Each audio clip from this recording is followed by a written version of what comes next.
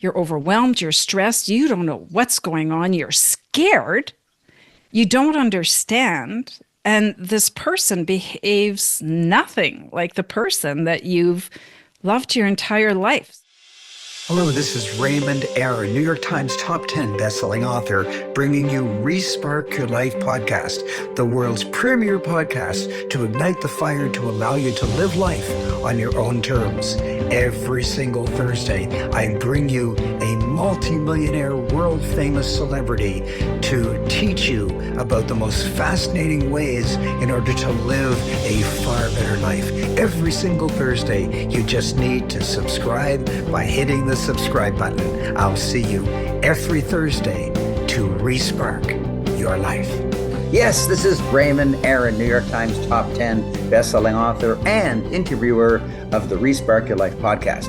And I always bring you guests that give you uplifting insights, but not today. Today, I'm going to bring you a topic that's a bit depressing, but you'd better learn about it because it's getting bigger and bigger and bigger. And it's dementia. An aunt of mine died of dementia. It was my first experience with it. And right now, a very close family member has dementia. And it's sad. And I think that it is growing rapidly since the end of the Second World War. But that's not my job to be the interviewee. So let me introduce her to you, and then she will answer my questions. Joanne Ross is known as the Dementia with Dignity Champion. She's an international speaker, teacher, coach, and 2 times international best-selling author. Joanne spent 9 months as the sole caregiver for her mother, supporting her through the early stages of dementia. In the years that followed, Joanne's experiences with her mom lit a burning desire for change. She's designed the Shea Juliet Dementia Village and Wellness Community and is currently working on her 4th book, Dementia, a survival guide for families and caregivers. Joanne also provides enriching programs and coaching for the families and caregivers of dementia sufferers. She is proud to guide you to your best self, healed and prepared to offer compassionate care to others. Wow, Joanne, did you hear all that? That's amazing. I want to meet this person. I know, but the downside is you have to live up to all of that. No problem. There is a word in the intro that shocked me because it says cure, healed. Can you heal dementia? No, you can't heal dementia. It says healed. I know, but you can certainly heal the caregivers and family members so that you can be in a better position to give from a full cup as opposed to giving from an empty vessel. Okay. So I want to start the interview way back. When you were a kid, did you have any association with dementia? Did you have any trial in your life that shocked you into being the person you are today? Like, what got you into it? Like, in my life, I didn't grow up to be a dementia champion. What happened in your life? Well, this little CPA used to go visit her grandfather when she was in her 20s and go play cribbage with him. So we had regular games of cribbage. I am so blessed. I have the best family in the world. So I would go and visit my grandfather in his personal care home. And one week I walked through the door and he had no idea who I was. Oh my and my poor little heart just shattered in a million pieces. And that was my first exposure to dementia. And it's soul crushing. There's no other word for families and for caregivers alike. It's soul crushing. Yes. I remember my first experience about the same age as you. My poor aunt didn't know anybody. And so her son, my cousin, installed a logbook. And so we sat on the side of her bed and talked to her and wrote in the logbook and then read other family members who had visited. But it seemed a shame. I had this horrible dichotomy in my mind. On one hand, I wanted her to live and be the aunt that I loved. On the other hand, I wanted her to die so I wouldn't have to visit every week. because it hurts. She didn't know me. And So she didn't know you. I know. Yeah. then I felt horrible wishing her Uh, death. It was horrible. I didn't know what to do. I know. And you are not alone. There are so many people who feel exactly that same way. And that has ramifications for you when you get home, because you may remember that you would be emotionally drained. You Yeah. were physically drained. Sometimes people go at lunchtime, then go back to work. Do you think those people are very productive at work? Oh my gosh. Right? My And God. if you're trying to care for that person at home, you're overwhelmed, you're stressed, you don't know what's going on, you're scared, you don't understand. And this person behaves nothing like the person that you've loved your entire life. So all those things have huge drains on the economy. And we also try a million things before we try what works, right? So we're wasting our time, we're wasting resources. Just, it's like a never ending sad cycle, but it doesn't have to To be that way. be an ever ending sad cycle. That's the key. Okay, before we get into the key of how to help, let's talk about how big this issue is. Because I'm guessing that since the end of the Second World War, the incidence of dementia has skyrocketed. So What the did you last time I checked, Yes. 0.7% of the world's population. Now stop and think about that. There's 8 billion people in the world. Right. That's a lot of people. And for every one person that has dementia, there's 2 or 3 people who are caregivers, or Right. people who are touched. So you have to think of all of these people who are exactly what we talked about: overwhelmed, stressed, afraid, anxious, maybe even to the point of being suicidal because I can't do this anymore. Like, it has huge impacts on Yes. the workplace, on family life, on friendships.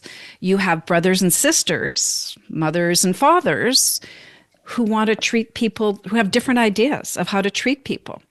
I was, Huh. again, I was so blessed. My brother and I love each other. I would trust him with my life. Actually, I do, because he's the one who's going to unplug me if ever we get there. But we had very different ideas about how to do things, but we respected each other enough to talk through them. Sometimes he won, sometimes I won. It Right. was always in the best interest of our mom, but not all families are like that. I need to know, is it getting worse? Are there more Yes. instances? Tell me. Yes. Yes. Because we were living in a world where we're killing ourselves. Yes. We have microplastics floating through our bodies that come from the air, the water, and the earth. We have food that is pure crap for us. We Yes. eat horribly. Our I don't want to get in any trouble here, but our national food guide is upside down. The Yes. peak, right? Like, it needs to be flipped on its head. Yes. So we're Yes. even when we're eating the way we've been taught to eat, we're eating wrong. And dementia is also known as type 3 diabetes. Oh, Take a look at the label of almost anything you eat. There is some kind of sugar in there: cane sugar, fructose, corn, like, it just goes on and on and on. We're poisoning ourselves. So, of course, dementia is just going to keep getting worse and worse and worse and worse. yes. Now, I heard a lecture recently in which the lecturer said that here are the top 7 ways to prevent dementia. And he went from 7, 6, 5, 4, 3, 2. And he said, you know what? You can throw all those in the garbage, because way number 1 to prevent it is bigger than all those others combined by a big multiple. And it's just walking. Just walking. What's your take on that? You know what's really funny? Okay, I have to think about this for 10 seconds. I offer workshops for caregivers and family members. It's a 7-week workshop. It's built on a methodology that I developed. It's called Me First. We go through 7 different aspects of health, which looks at physical, mental, emotional, and spiritual health. So we look at mind power, emotional intelligence, flow and ebb, instincts and intuition, restricting beliefs, spirituality, signs, symbols, synchronicities, and the total package, which is for mind and body. And I'm telling you this because every week, I am not a doctor. I am not a nurse. I am a CPA by trade. So the things that I know, I've known through my research, I've known through my experience, I know through my story. So I never claim to be an expert on dementia. But I found it incredibly interesting that one week I talked about physical activity, and another week I talked about keeping social interactions going and keeping your mind occupied. And the effects of both of those were identical. I didn't need to change the next slide, which talked about the benefits. And those are the benefits to your brain.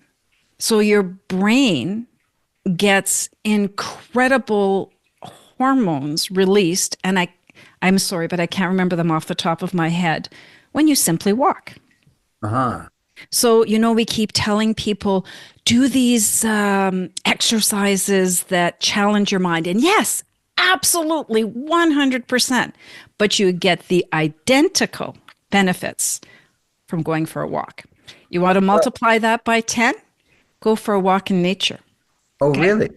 Absolutely. Mother Nature is the greatest healer of all. She's a smart girl, The air is cleaner. Is that what you mean? No, just the physical being in nature has incredible benefits for your mind, body, and soul. Here's something interesting that I heard on a podcast. I listen to Mel Robbins. I love Mel Robbins. She's brilliant. She has people from all over the world, much like you, who have so much to share. And there is a scientific study that if you listen to a bird call for even a second, it has a soothing impact on your automatic nervous system for 8 hours. Oh my gosh. Isn't that crazy? But You know what? I think I figured it out. Okay, tell me if this makes sense to you. So 1,000 million years ago, we were very in tune with nature, weren't we? We had to be, or we were going to die. Yes. So when the birds are singing, you're calm, you're relaxed. You know why? Because there's no predators around. What happens as soon as predators show up? Everything is quiet in the forest. Oh, of course. Does that make sense to you? Yeah. Yeah. So I think that's our reptilian brain going, as long as the birds are singing, you're safe. So relax and enjoy.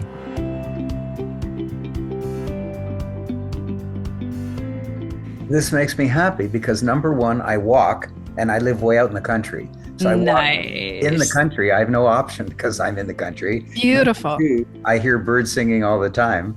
And one of the things that my wife and I love to do as soon as we wake up in the morning is we have a door onto our porch. So we open that door and all of a sudden bird songs come flooding in. And the other thing, I graduated many, many years ago as a physicist and a mathematician.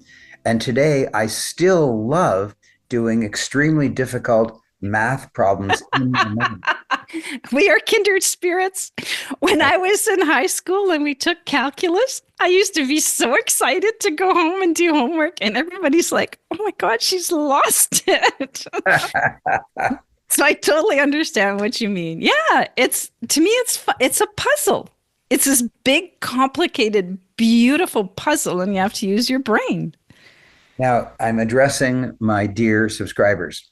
You might wonder why I chose dementia, which is not a very uplifting topic. And the answer is because you might have had dementia in your life, not you personally, but around you, and you maybe didn't know what the heck to do.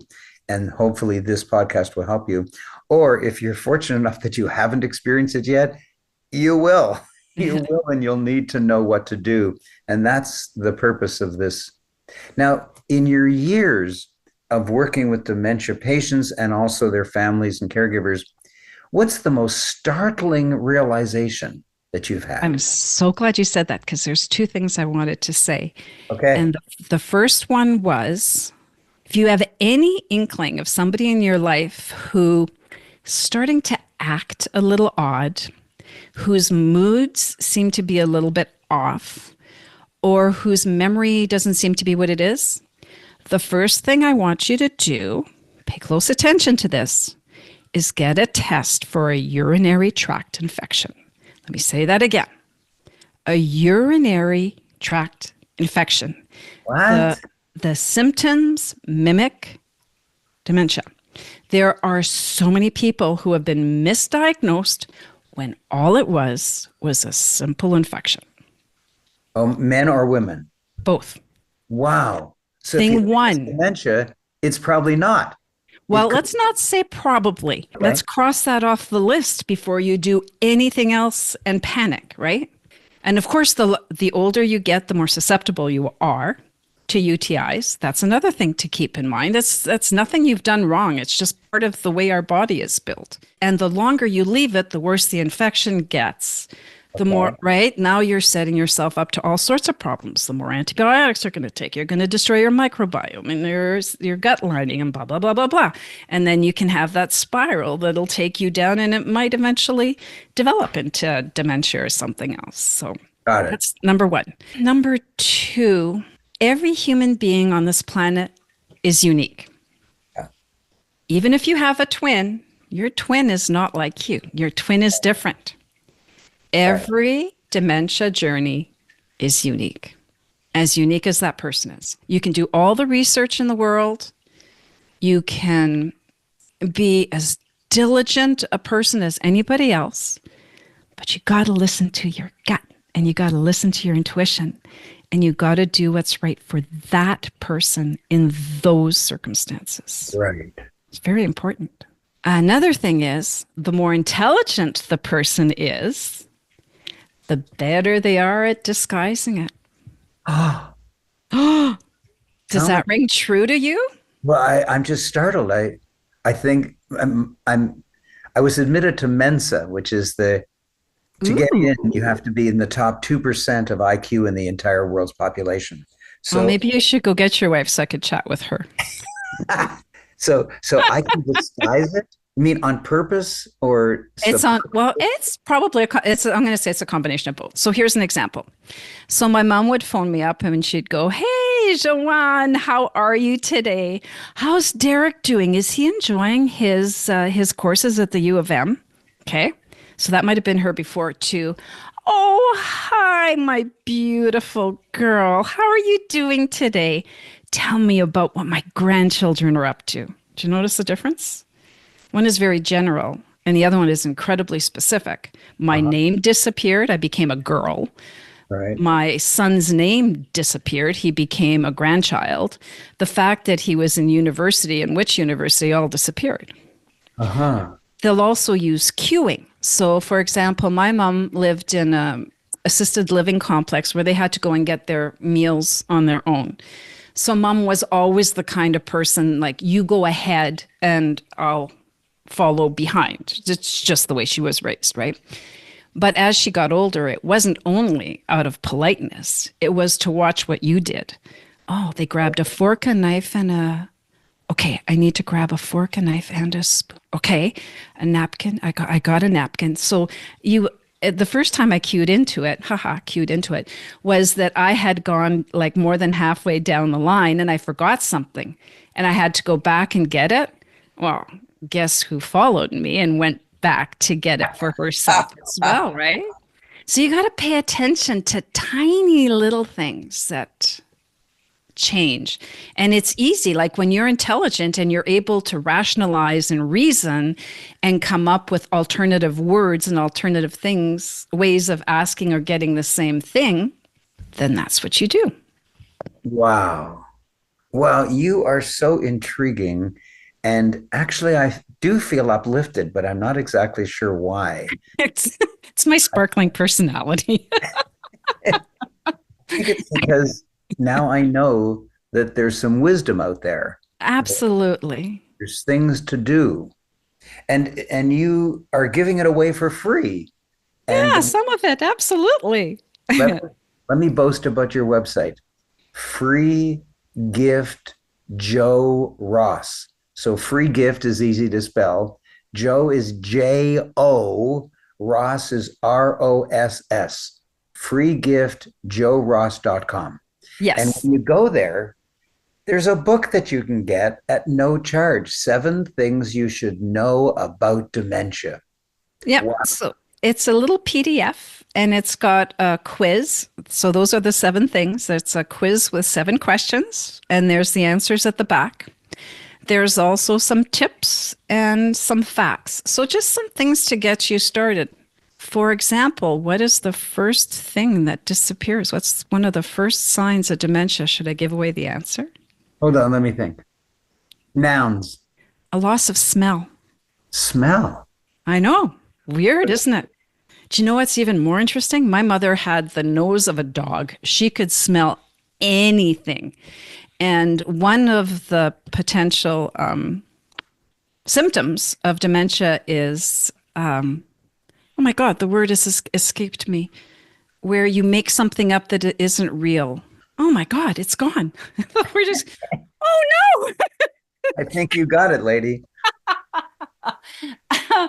Oh, anyways, it doesn't matter. But it's something that you imagine that isn't real. I can't believe I can't remember the word. It's okay. For her, it was smell. She made up smells that weren't really there. But the thing is, she really believed they were there and she really smelt them. It was horrible. Usually they're illusions, visionary. It starts with the letter H. Hallucinations. Yes. Thank you. Hallucinations. So my mother had olfactory hallucinations. Isn't that So crazy? let me ask you about this. It seems to me that if I lost my sense of smell, I could get along perfectly. Like, so what? Oh, yeah. I wouldn't get value from expensive restaurants, so who cares? But you seem to be saying that it is a canary, that it warns you that the patient might be getting dementia. It could very well be. That's a very good way of putting it. But here's the other thing that you have to consider is it doesn't happen overnight. It happens little by little by little by little. And sometimes you don't even notice, right? Uh-huh. Yeah. Wow. And now tell us the book that you most recommend that my subscribers buy. It's the one that I'm writing right now. But it's So not out yet. it's not out yet. So I do have some workshops that I have one more to offer. I'm recording them. I'm going to put them on my website. They're not quite there yet. I've co-authored 3 books, one of them with Les Brown. And I think that is the one that I would recommend the most. So it has, so I was sick and I needed to heal. And so it talks a little bit about my healing journey. And it talks about all the lessons that I learned in my healing journey. Yeah. And then it talks about my time with my mom. So when I lived with her and some lessons that she taught me and some lessons that I taught her right until her very death. But And what is the title? the title of the book is Your Story Sells, Successful Coaching. And Les Brown is in this book, and there's 6 other authors. And I have met all of them but one, and they are incredible women with incredible journeys who have a lot to teach you. So this book is actually really good for not just me and not just Mr. Brown, but these other beautiful women as well. And you can go to my website, which is savorthemomentinserenity.ca. And savor is written the Canadian way with a U, so SAVOUR, the moment in serenity.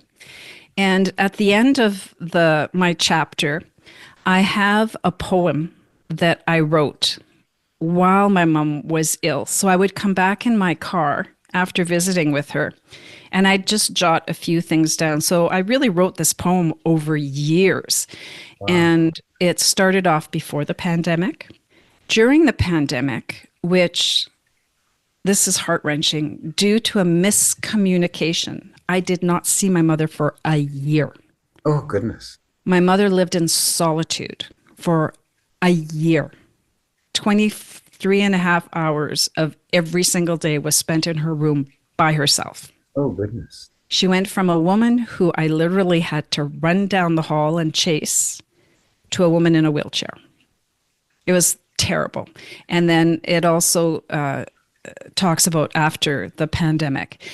And I didn't realize it at the time, but I will say my dear mother, once she has left, made me realize that that poem shows what it's like for the person with dementia as well.